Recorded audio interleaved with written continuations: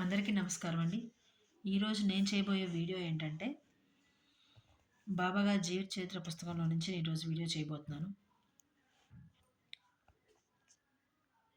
అదేంటంటే, బాబాగారు కొంత ఉపదేశం చేశారనమాట. తమ భక్తులకి కొంత ఉపదేశం అనేది చేయడం జరిగిందనమాట. దాని గురించి ఈరోజు నేను వీడియో చేయబోతున్నాను. అదేంటంటే, ఇప్పుడు మనము మామూలుగా మాట్లాడుకున్నట్టయితే, మనం ఎవ్వరమైనా సరే ఇంకొకళ్ళని కలవడం అనేది, మన జీవితంలోకి ఎవరైనా రావడం అనేది సాధారణంగా ఏ అవసరం లేనిదే ఒకళ్ళు ఇంకొకళ్ళ దగ్గరికి వెళ్ళరు. మనమైనా సరే మనకేదైనా అవసరం ఉంటేనే పక్క వ్యక్తి దగ్గరికెళ్తాము. లేదు ఇంకెవరికైనా ఏదైనా అవసరం ఉంటే మనతో ఏదైనా అవసరం ఉంటే వాళ్ళు మన దగ్గరికి రావడం జరుగుతుంది. ఎవ్వరు ఎవరి దగ్గరికి ఊరికనే వెళ్ళరు. కాబట్టి ఎవరైనా అవసరమై మన దగ్గరకొచ్చినప్పుడు కావచ్చు, లేదు ఏదైనా జీవి తన ఆకలితో కానీ, దాహంతో కానీ, లేదు ఇంకేదైనా అవసరం కొద్దీ మన దగ్గరికి ఒక జీవి వచ్చినప్పుడు, దాన్ని మన దగ్గర ఉన్న తనకు అవసరమైంది ఏదైనా మనం ఇవ్వగలిగి ఉండి, మన దగ్గర ఆ వస్తువు కానీ, ఆ పదార్థం కానీ ఏదైనా ఉన్నప్పుడు, మన అవసరానికి మించి ఉన్నప్పుడు దానికివ్వడం మంచిది.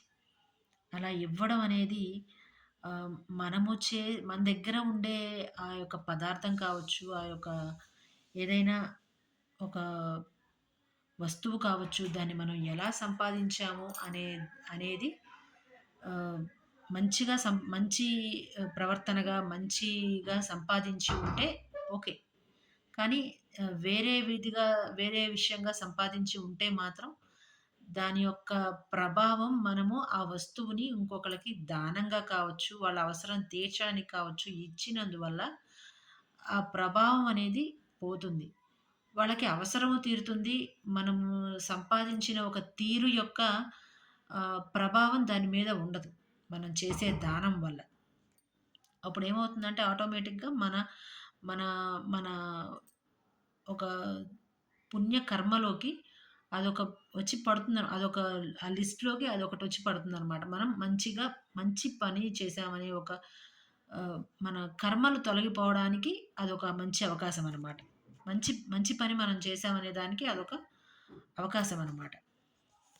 అలాగే మనమైనా సరే ఎవరి దగ్గరికైనా సరే అవసరానికి వెళ్ళినప్పుడు వాళ్ళైనా సరే ఇవ్వాలి. వాళ్ళ స్థితిని బట్టి, వాళ్ళ ప్రవర్తనని వాళ్ళ వాళ్ళ దగ్గర వాళ్ళ స్తోమతని బట్టి. అదే విధంగా ఇప్పుడు వస్తువు కావచ్చు, ఇంకేదైనా ఇవన్నీ కాదు. వస్తువులు, పదార్థాలు కాదు. డబ్బులే అవసరం. మనకే అవసరం లేదు, ఇంకొకళ్ళకే అవసరం. అలా డబ్బు గురించి ఎవరైనా వచ్చినప్పుడు వాళ్ళకి ఇవ్వడం మనకి ఇష్టం ఉంటే సరే. లేదు అంటే మాత్రం వాళ్ళ మీద అరవద్దు. అరవకుండా మంచిగా చెప్దాం. మంచిగా చెప్తే మనకు కూడా వాళ్ళ అవసరం తీరకపోవచ్చు. వాళ్ళకివ్వడం మనకిష్టం లేకపోవచ్చు. అంత మాత్రం వాళ్ళ మీద అరవాల్సిన అవసరం, కరవాల్సిన అవసరం ఏం లేదు. నేనివ్వలేనండి. అందుబాటులో లేదు. లేదు నాకు కొంచెం అవసరం ఉంది. నేనివ్వలేకపోతాను. వేరే ఇంకెక్కడన్నా ప్రయత్నించండి. అలా సౌమ్యంగా చెప్పడం వల్ల మన మన ప్రవర్తన మనకే ఉంటుంది. అలాగ చేయడం అనేది మంచి పని. అలాగ చేయడం వల్ల మన మన బుద్ధి మనకే ఉంటుంది. వాళ్ళ అవసరం మన దగ్గర కాకపోతే ఇంకొకళ్ళ దగ్గర తీరొచ్చు. తప్పులేదు. కానీ వాళ్ళ మీద అలా అరవటం లాంటి పనులు చేయకూడదు. ఎందుకంటే దానివల్ల వాళ్ళ అవసరం తీరకపోగా ఆహ్, వాళ్ళని మనం బాధపెట్టిన వాళ్ళమవుతాం. అవసరం తీర్చలేకపోవచ్చు అది వేరే విషయం. అది మనకి సంబంధించింది. కానీ వాళ్ళని బాధ పెట్టే అధికారం మనకు లేదు. దీన్ని బట్టి ఏమర్థమవుతుందంటే ఆహ్, ఏ జీవి దగ్గరైనా మనము ఒక, ఒక ప్రశాంత తత్వాన్ని చూపించాలి. అది మనిషి కావచ్చు, లేకపోతే జంతువు కావచ్చు, ఏ జీవి దగ్గరైనా ప్రశాంతమైన తత్వాన్ని చూపించగలిగినప్పుడు మనకి ఆహ్, మనకేంటంటే ప్రశాంత తత్వం చూపించడం వల్ల జ్ఞానం తెలుస్తుంది. ఓకే. ఈ జీవి ఏంటి? మనం ఏం చేయాలి? ఏం చేయొద్దు? అనేది తెలుస్తుంది. ఆ జీవి కూడా మన వల్ల హింసించబడలేదు, లేకపోతే నిందని మొయ్యలేదు అనే ఒక ఒక బావుంటుంది. తనకు ఆ జీవికి కూడా బావుంటుంది. మనము మన దగ్గర లేకపోతే ఇవ్వకపోతే ఓకే. నిందించకూడదు. నిందించడము, లేకపోతే వాళ్ళని తిట్టడము, అరవటము లాగా చేయకూడదు. అది బాబాగారు మెచ్చరు. లేకపోతే లేదు. ఓకే. నేను చేయలేను. వేరే దారి చూసుకోండి. చెప్పేస్తే తప్పులేదు. Say no.